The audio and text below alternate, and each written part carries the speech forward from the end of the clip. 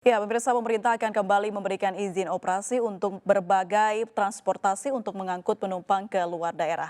Hal ini telah dilakukan setelah larangan operasi transportasi diberlakukan untuk mencegah mudik. Rencana ini pun menuai pro dan kontra. Dan saat ini kita sudah terhubung via Skype dengan Ibu Nur Hayati selaku anggota Komisi 5 DPR RI dan Profesor Nawi selaku ahli epidemiologi. Kita akan sapa terlebih dahulu. Selamat sore Ibu Nur Hayati, mohon maaf, Pak. Selamat sore Ibu. Bisa mendengar suara saya Ibu? Setelah itu saya akan coba mensapa dulu terlebih dahulu Pak Profesor Nawi. Selamat sore Profesor Nawi. Selamat sore. Halo, selamat sore. Profesor Nawi bisa mendengar suara saya? Suaranya jelas, bisa mendengar suara saya. Selamat sore. Baik. Baik, saya akan tanya terlebih dahulu ke Profesor Nawi. Profesor Nawi, dengan adanya informasi mengenai melonggarkan aturan mudik di tengah pandemi ini, apakah membantu target dari Presiden untuk kurva turun di akhir Mei? Terima kasih Mbak April, selamat sore. Suara saya bisa terdengar jelas? Baik, silakan Pak. Ya, saya kira tadi pesan dari Presiden Jokowi untuk menurunkan kurva kejadian atau kurva kasus COVID-19 ini, tidak ada cara lain, hanya ada dua cara. Pertama, yang sudah sakit harus sembuh. Yang kedua, jangan ada kasus baru. Nah, sekarang permasalahannya di COVID-19 ini, pengobatannya belum ada, sehingga kita melihat banyak sekali studi-studi awal untuk mencari obat untuk menyembuhkan pasien COVID. Jadi, satu-satunya cara untuk mencegah COVID ini bisa selesai adalah jangan ada kasus baru lagi. Nah, kasus baru penyakit infeksi itu tergantung dari 3 faktor. Satu adalah faktor virusnya, yang kedua adalah faktor beberapa isi kontak antara orang sakit dengan orang sehat, yang ketiga adalah faktor kemungkinan infeksi kalau terjadi kontak. Nah, sekarang saya fokus pada kotak kedua, yaitu faktor kedua, intensif antara kontak orang sehat dengan orang sakit. Nah, kebijakan melonggarkan transportasi publik ini saya kira salah satu faktor yang bisa mempercepat kontak antara orang sehat dengan orang sakit bila tidak disertai dengan kebijakan-kebijakan atau pembatasan massa lainnya. Saya kira itu, dan jadi mungkin kalau menurut saya pribadi agak bertentangan dengan pesan dari Presiden Jokowi untuk memutuskan rantai penularan, menghentikan kurva penyakit ini secepat mungkin. Baik, berarti bukan langkah yang tepat begitu ya Prof ya?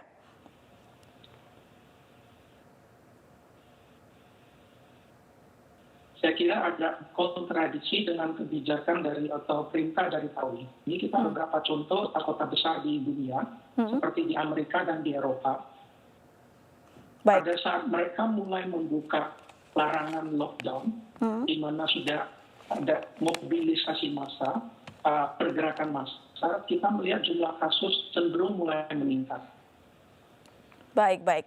Saya akan bertanya kembali kepada Bu Nur Hayati. Bu Nur Hayati, apa sebenarnya dasar dari Menhub untuk membuat kelonggaran dari kebijakan pandemi ini, Bu?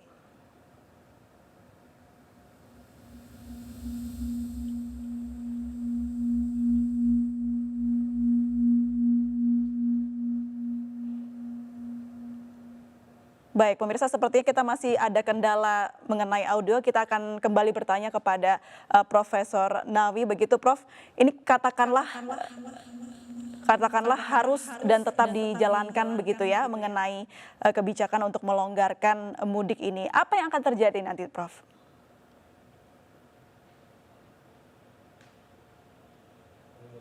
Sulit mengatakan ya apa yang akan terjadi. Jadi sangat tergantung sekali apa yang dilakukan bersamaan dengan pelonggaran ini. Jadi misalnya, terapi mungkin 4 aspek ya. Pertama itu ada isolasi kelompok risiko tinggi. Jadi pertama pertanyaannya tentu siapakah yang diperbolehkan untuk berpergian. Kita tahu bahwa kemudian yang kedua, kalau identifikasi kasus sedini mungkin melalui surveillance. Jadi harus ada sistem deteksi dini. Siapakah yang boleh berpergian? Apakah hanya orang-orang yang terdeteksi tidak memiliki atau menderita penyakit ini? Jadi kalau kebijakan ini dilakukan, harus disertai dengan screening atau pelacakan kasus yang sangat ketat. Sehingga yang diperbolehkan untuk berpergian adalah orang-orang yang tidak sakit. Nah, yang ketiga adalah physical distancing. Jadi harus menjaga jarak kontak. Nah, pertanyaannya tentunya kita melihat tren di dunia pada saat ini, beberapa perusahaan penerbangan sudah mulai melakukan penerbangan, tapi yang diisi hanya separuh atau seperempat dari kapasitas. Nah, apakah ini bisa kita lakukan juga? Hanya seperempat atau separuh bus yang terisi. Jadi saya cukupkan di situ mungkin. Yang mungkin yang terakhir harus menggunakan alat proteksi diri ya. Jadi itu harus dilakukan. Berarti alat proteksi diri harus digunakan begitu ya, Prof ya. Saya mencoba untuk menghubungi Bu Nur Hayati kembali. Bu Nur Hayati bisa mendengar suara saya? Ya, saya mendengar suaranya, Mbak. Baik, Bu Nur Hayati, sebenarnya apa yang membuat Menhub ini membuat kelonggaran terhadap kebijakan mudik di tengah pandemi, Ibu? Ya, baru kita ketahui PSBB ini adalah salah satu cara untuk memutus mata rantai COVID-19. Dan kita juga ketahui bahwa COVID-19 ini sudah berdampak terhadap sosial ekonomi masyarakat. Di tengah pandemik yang sudah 2,5 bulan terjadi di Indonesia seperti ini. Terjadi kenaikan PHK, angka kemiskinan dan juga daya beli masyarakat merosot. Nah, di tengah-tengah ini kita juga memerlukan suatu kebijakan yang belum pernah ada sebelumnya sepertinya.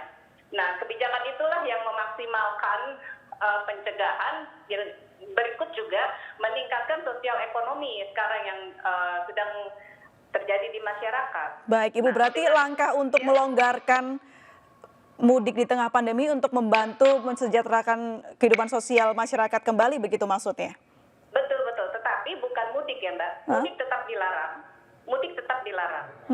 Ini adalah orang yang ingin bepergian dengan keperluan khusus, seperti orang yang memang harus bertransaksi, orang yang bisnis, orang yang dari lembaga, dari instansi-instansi yang memang memerlukan dia harus bepergian. Baik, adakah protokolnya, Ibu, untuk orang-orang ini dapat bepergian? Tentunya ada, sudah ditetapkan oleh pemerintah dengan protokol pencegahan COVID-19 yang sangat ketat. Yang pertama, dia harus mempunyai surat sehat dari rumah sakit terdekat atau dia sudah melakukan rapid test minimum seminggu sebelum keberangkatan. Lalu yang kedua, dia harus mendapatkan surat dari RT RW atau pihak-pihak terkait seperti perusahaan atau instansi yang menyatakan bahwa orang ini memang memerlukan perjalanan. Dan itu perjalanan dinas begitu. Baik, apakah sebelum ini sempat ada tidak diperbolehkannya orang-orang yang melakukan perjalanan dinas begitu, Bu? Akhirnya sekarang diperbolehkan kembali. Sebetulnya bukan tidak diperbolehkan, tetapi dengan tidak adanya transportasi umum otomatis menjadi sangat terbatas. Seperti orang-orang yang memang memerlukan bepergian antar pulau. Sekarang ini kan sulit sekali untuk bepergian dikarenakan tidak ada pesawat yang terbang dari daerah PSBB ataupun dari zona merah. Nah, sekarang transportasi darat juga dibutuhkan oleh masyarakat sebagian karena tidak semua orang mempunyai kendaraan pribadi. Nah, tetapi kita juga harus melihat apakah mungkin masyarakat kita disiplin dalam melaksanakan protokol COVID-19 ini. Tetapi tetap pada pembatasan-pembatasan. Jadi ini tidak dikatakan orang boleh mudik, tidak. Tetapi orang yang bepergian dengan keperluan lain atau keperluan khusus begitu, Mbak. Baik. Lalu apa jaminannya orang-orang ini bebas dari COVID-19 yang Ibu katakan tadi diberikan izinnya seminggu begitu, Ibu? Padahal seminggu ini kan bisa saja orang tersebut bertemu dengan banyak orang. Ya, bukan seminggu, tapi sudah di rapid test. Minimum seminggu sebelum dia keberangkatan. Minimum tuh maksudnya tuh maksimum seminggu sebelum keberangkatan. Jadi lebih baik lagi kalau di bandara sekarang sudah disediakan rapid test di tempat. Jadi kalau orang memang belum diperiksa, dan dia akan di rapid test sebelum dia memasuki bandara. Baik, baik. Saya kembali ke Prof. Nawi. Prof. Nawi, ini ternyata ada protokol dan ada pengecualian begitu siapa saja yang boleh melakukan perjalanan. Lalu bagaimana caranya agar bisa menekan penyebaran COVID-19? Nanti ada protokol protokol perlu diterapkan secara ketat. Ini permasalahan dengan rapid test juga banyak yang kasus negatif palsu juga. Jadi tergantung kapan diperiksanya juga dan validitas alat yang dipakai untuk memeriksa. Saya kira ini yang juga perlu diperhatikan oleh pemerintah. Mungkin sedikit tentang pergerakan roda ekonomi. Memang seperti yang kita lihat di dunia, roda ekonomi cenderung berhenti total. Bisa kita pertanyakan juga misalnya seberapa besar kontribusi pergerakan atau mobilitas yang diperbolehkan nanti akan menggerakkan roda ekonomi. Nah, roda ekonomi bergerak itu atau berhenti itu lebih pada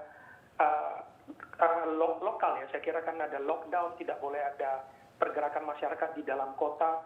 Nah, mungkin perlu dipertanyakan seberapa besar nanti kontribusi mobilitas yang diperizinkan ini akan menggerakkan roda ekonomi pada tingkat nasional. Saya Baik. kira beberapa aktivitas ekonomi dalam skala besar mungkin juga bisa dilakukan secara online ya pada kondisi epidemik seperti ini. Baik. Ibu Nurhayati, apakah sudah dipertimbangkan hal-hal tersebut, Ibu? Iya, pastinya sudah dipertimbangkan. Maka itu SOP dan juknisnya juga sudah dibuat bagaimana yang harus dilaksanakan oleh petugas, oleh penumpang maupun oleh operator. Jadi semuanya itu dengan protokol COVID-19 yang sangat ketat.